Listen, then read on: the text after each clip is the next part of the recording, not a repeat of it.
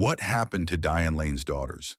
For decades, the Oscar-nominated actress was known for her fiercely private life, never chasing headlines, never pushing her child into the spotlight. But behind that deliberate silence was a daughter quietly growing up in the shadow of two cinematic legacies.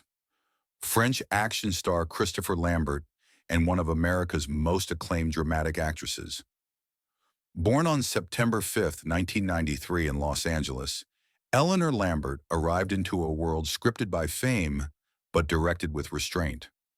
Diane named her daughter after her own grandmother, choosing a name that could be whispered fluently in both French and English, a subtle nod to the cross-continental romance that had shaped Eleanor's existence. But glamour aside, Eleanor's earliest days were marked not by privilege, but by distance. Just 1 month after giving birth, Diane returned to work. Filming Oldest Living Confederate Widow Tells All, and the emotional toll of leaving her newborn behind left a scar she wouldn't forget. For a woman known for embodying complicated emotional roles, the real-life separation from her infant daughter was perhaps the most gut-wrenching performance of all. She later cut off her hair, a spontaneous reaction not out of vanity, but heartbreak. Despite the early juggling act between motherhood and career, Diane made a quiet commitment. Eleanor would never be treated like Hollywood property. There were no baby magazine covers, no toddler red carpets, no Instagram baby brands. Instead, Diane shielded her daughter from the fame machine, choosing school drop-offs over premieres and childhood over headlines. But Eleanor wasn't just hidden. She was watching. At age 14, she joined her mother on a trip to Rwanda for Heifer International, a journey that would shape her more than any press junket could. While other celebrity kids were walking Fashion Week, Eleanor was photographing rural villages, witnessing poverty, hunger, and hope firsthand. Her mother remembered that moment vividly. Something changed in Eleanor's eyes. The trip pulled her out of the quiet comfort of private school adolescence and exposed her to the realities beyond Hollywood Hills. Cameras didn't follow them. There was no Netflix special, just a mother and daughter witnessing the world and quietly processing what it meant to live with more than you needed. Back home, Eleanor's life remained low-key but layered. Though she occasionally appeared on red carpets beside her mother, like at the Batman vs Superman premiere or the Tribeca Film Festival, she never spoke on camera, never played the role of a child star. Her world was full of contradictions, raised in the epicenter of American celebrity culture, yet taught to look outward, born into acting royalty, yet encouraged to find her own voice. By the time she entered NYU in 2011, she had carved a unique path that mixed privilege with purpose. At Tisch, she majored in journalism and communication, minored in French, and quietly began experimenting with storytelling in every medium. Writing essays about protests, modeling for indie fashion houses, and eventually exploring film from behind the lens. She wasn't chasing a spotlight.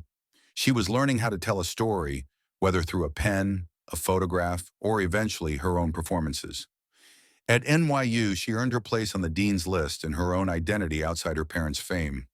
But fame has a way of finding those who try to hide from it. Eleanor soon found herself pulled into the modeling world, signed by Wilhelmina, appearing in shoots, and landing features that combined both her mother's cheekbones and her father's intensity. But she never let modeling become the main narrative. Between gigs, she freelanced for Teen Vogue and Vice, crafting essays from women's marches, human rights rallies, and cultural events across New York City. Her voice was unfiltered and politically sharp, a far cry from the curated captions of influencer culture. She wanted to be more than a face. She wanted to write, to dig, to question, and yet something kept circling back. A gravitational pull she'd resisted for years.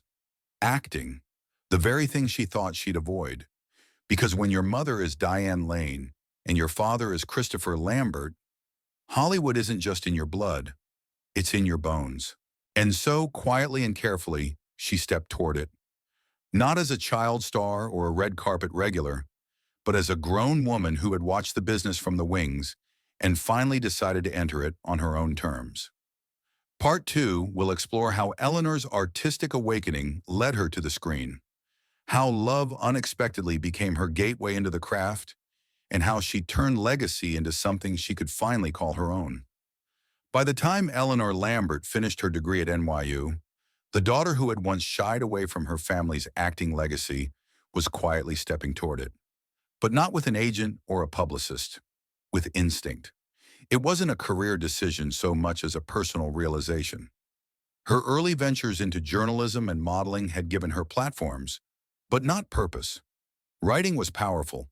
Fashion was thrilling. But acting stirred something elemental. The shift didn't come from her mother. It didn't come from Hollywood. It came from watching someone she loved work. Eleanor had fallen for an actor in her mid-20s, and what she observed from him, the discipline, the emotional excavation, the humanity of becoming someone else, lit a fuse inside her that neither parent had been able to spark. She hadn't realized acting could be about empathy, about entering a character's world to better understand your own. That it wasn't performance, it was revelation. It hit her like a wave, and suddenly all the years spent resisting her lineage collapsed under the weight of one honest truth. She didn't just want to act, she needed to. Her first roles were small and quiet. Short films like Rainfall and The Band. Theater pieces that gave her space to experiment without the glare of fame. No magazine covers, no family name in the credits, just craft, time, rehearsals, the kind of slow, deliberate process her mother would have respected. But behind the scenes, Diane Lane watched every move, not as a star, but as a mother. When Eleanor invited her to all three performances of a local play she was starring in, Diane came, not to critique, but to listen, to witness. And when Eleanor finally asked for feedback, it wasn't given like a teacher to a student, but as a woman who understood the vulnerability of stepping into another life. The advice Diane offered wasn't about technique, it was about truth, about courage, about choosing to keep digging when the role feels too raw. Eleanor absorbed every word. It wasn't easy. The daughter was stubborn, independent, proud. But in her mother, she recognized someone who had survived the very journey she was just beginning. Then came Time Now. It wasn't a blockbuster, but it was hers. Her first true breakout role. A lead in an indie drama that gave her room to carry a film. She didn't call attention to it. No press tours, no glamour shots. Just a quiet announcement to her parents, who responded with a calm enthusiasm rooted in decades of knowing how volatile the industry could be. Diane didn't shower her with advice or warnings. Instead, she stepped back and allowed her daughter to learn the rhythms of the set, the weight of emotional scenes, the unpredictable dance between vulnerability and control. Eleanor had spent years writing about the world. Now she was stepping into it, becoming the story instead of just reporting it. It was a different kind of risk, but it suited her. And yet, for all her steps forward, Eleanor never lost her foundation. She wasn't interested in fame for its own sake. She kept her social media presence minimal, never performing for clicks. When she attended industry events, whether alone or on her mother's arm, she didn't play the part of a rising star. She played herself.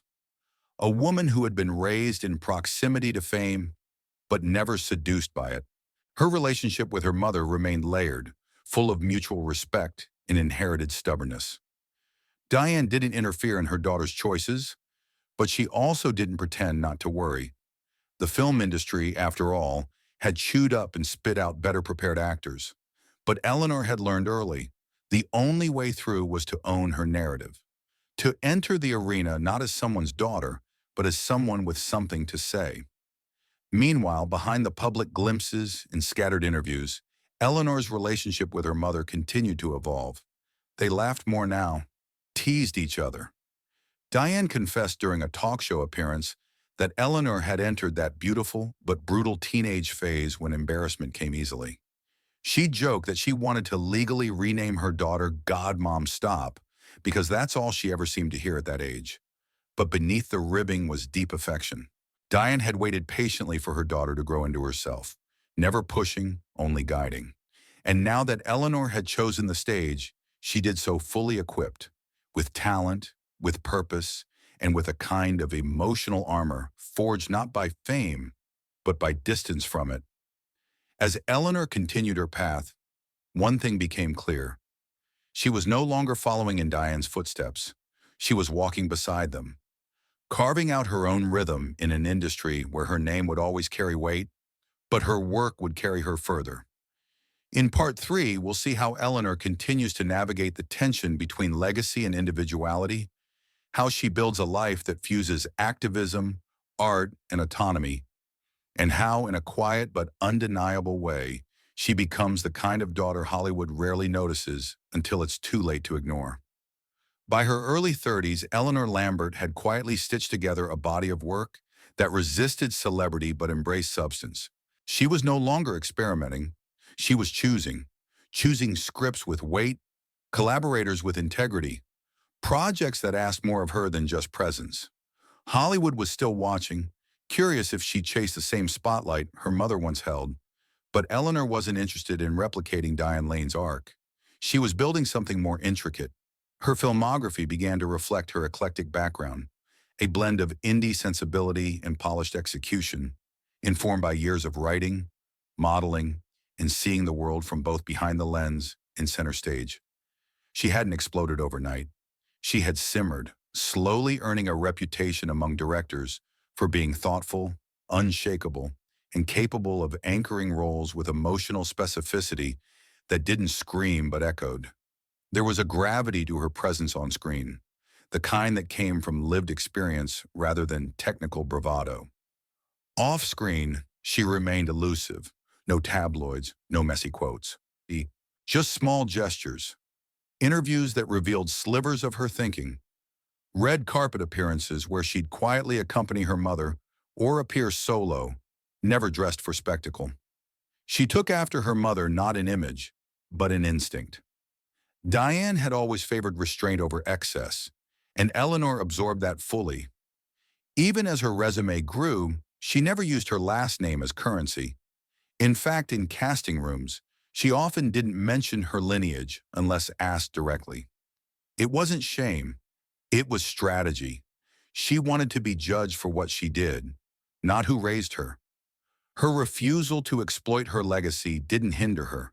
It defined her, and it gave her performances a kind of stillness that audiences felt even when they didn't recognize the name. By now, Diane Lane had transitioned from Hollywood lead to something quieter, a revered presence, semi-retired but still potent. And her relationship with Eleanor had reached a new phase. No longer mother-daughter in the traditional sense. Now peers, colleagues, women who could compare notes on auditions, process, rejection, and resilience. They weren't rivals, but they weren't in each other's shadows either. Diane still offered feedback when asked, but no longer hovered. Eleanor didn't need her to. She had absorbed the rhythm of the industry on her own terms. What they shared now was deeper, a mutual trust and an unspoken understanding that they had both survived Hollywood not by conquering it, but by sidestepping its traps.